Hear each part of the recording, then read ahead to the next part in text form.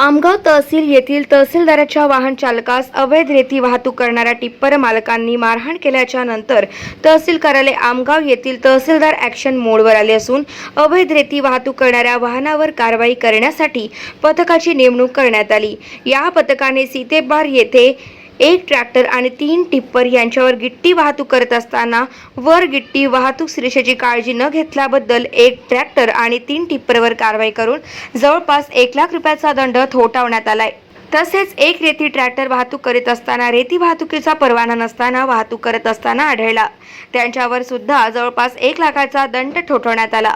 त्यामुळे अवैध रेती वाहनांविरुद्ध आमगाव तहसील कार्यालय ॲक्शन मोडवर दिसत असल्याचे चित्र आहे। त्यामुळे तालुक्यातील अवैध वाहतूक करणाऱ्यांचे धाबे दणाणले आहे। दिनांक 14/6/2024 ला तहसील कार्यालयाचे वाहन चालक यांना अवैध 2 खनिज माफियाकडून मारहाण करण्यात आल्याने अवैध 2 खनिज माफिया यांच्या विरोधात तीव्र गतीने कारवाई करण्याचे आजच्या सभेत माननीय तहसीलदार महोदयांनी निर्देश दिले। त्यावरून तहसील कार्यालयाच्या पथकासह गस्तीवर निघाले असता मौजा सीतेपार येथे एक